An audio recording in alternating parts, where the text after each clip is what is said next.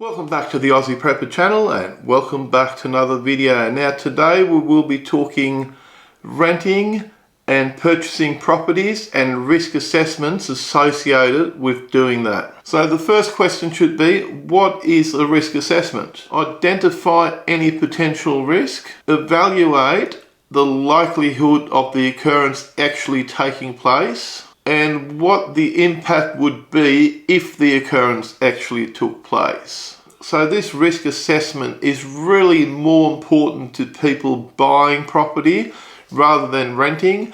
But if you are long-term renting, this is still important because it covers aspects of risk to you, your family, and your property. So one of the first things you should be looking at when purchasing property is the local crime rate. What is the rate of burglary? What is the rate of robbery? What is the rate of street crime? What impact is that crime going to have on you?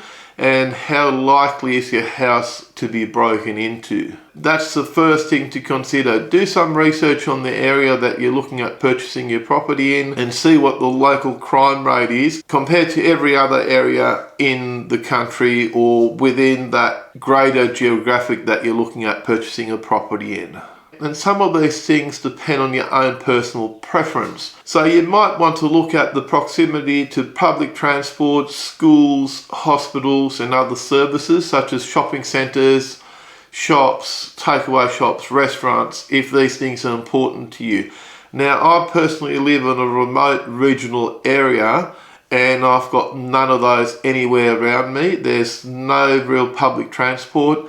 There's no shops, there's no hospitals, there's no anything. I'm pretty much reliant on myself, and the closest hospital is about 40 minutes drive away. The closest proper shopping is probably about 30 minutes drive away. So this is really a personal thing. These conveniences aren't important to me, but they might be important to you.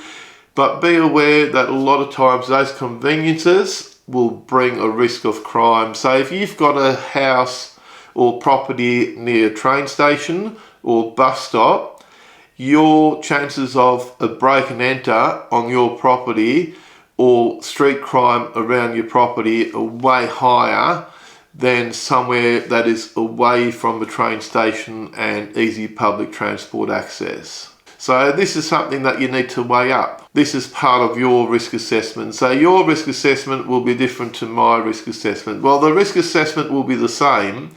However, your needs are different to my needs, or they might be anyway. Now, another very, very important point, more so than the convenience factor, is what is the potential of that area for natural disasters? What's the history of that area? Are you in the bushfire zone? Are you in the flood zone? Has there been any floods, hurricanes, storms, natural weather events? So this is something to consider. Where I live, there is bushfire warnings around the area, but they do not apply to my property. I actually looked at two different properties when I purchased out here. One property was in a bushfire zone and the other property was outside of the bushfire zone. So I purchased the property that was outside of the bushfire zone. They're still within the same area. They're actually on the same street. One property had a large bushfire area and the other one had zero bushfire area. And this is definitely worthwhile looking into because it will affect your insurance. So you may be paying a lot more insurance, or you might even not be able to get insurance for your property if you're in a bushfire or flood zone. We do get a lot of rain here. I do get cut off by floodwaters. I have been twice since I've lived here, where there's certain sections of road that go under and flood, and I can't leave here. But I'm set up for that. I'm happy with that. You might not be happy with that. I'm happy with that. I'm happy to be cut off for a week and just stay at home and do my own thing. But my property where I am, where my house is built, doesn't flood. We did have some water damage a while back, and I think I did a video about that where some water ran into my shed, but that was a drainage issue rather than the flooding issue. So I have since upgraded the drainage on my property and I have not had any issues since I've upgraded the drainage. Another thing to consider is the climate.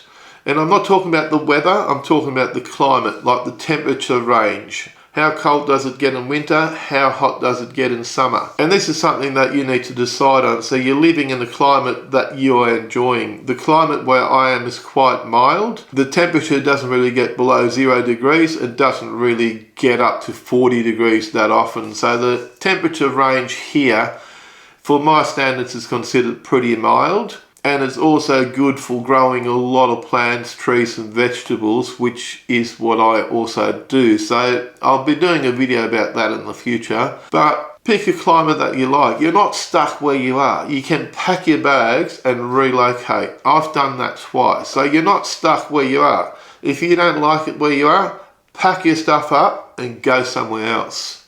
Life is too short to stay where you are if you're not happy. If you're buying in suburbia or in city areas, things to consider would be pubs, clubs, nightclubs, 24-hour businesses, traffic flow, roads, future developments. Future developments is another big one, but these are all things that you need to consider, because if you're living near a nightclub that's open till 3 o'clock in the morning and then you've got all the drunk people wandering up and down your street, you might not be happy about that. So consider those things before committing to a property, whether it is to buy or even rent. Now, if you're buying a property, I 100% recommend inspecting the property in person. Get out of your car, inspect the property. Walk around it, walk the streets, check out the local shops. Speak to the neighbours. Speak to the neighbours next door to the property that you're intending on purchasing. Speak to the neighbour across the road.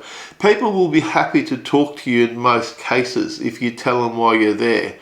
If you knock on their door and say, hey, look, sorry to disturb you, but I'm looking at purchasing that property across the road there that's for sale. How happy are you living in this area? Most people will happily speak to you and they will happily tell you if they're happy or not happy, and they will most happily disclose any issues that they have. They might turn around going, that guy that lives over there, he's the real arsehole. I hate him because he plays music till 3 o'clock in the morning every night, and the guy living 2 houses down there is the drug dealer and he's got cars coming and going all hours of the day. They will happily disclose that information to you. You'd be surprised how much information you can gain just by speaking to the neighbours. And I did exactly this when I purchased this property. I spoke to all the neighbours quite extensively to see if there was any issues in the area that I was potentially going to live in. Now, it goes without saying that if the property you're purchasing already has a house on it, make sure you get a proper building inspection done. Make sure the property is sound and safe to live in, and if there's any potential problems or repairs that may be required. You'd be mad to purchase a property without a building inspection. And also make sure you do council searches on future developments planned for the area. So maybe they're planning to build a motorway that goes straight past your property, or maybe they're going to build an airport down the street, or maybe they're going to put a railway link through the area. Anything like that. So just be aware what any future development plans for the area might be. Now, if you enjoyed today's video and found it interesting, useful or entertaining, do me a favour, give me a big thumbs up, and don't forget to smash that subscribe button for more videos from Aussie Prepper. Thanks for watching, and bye for now.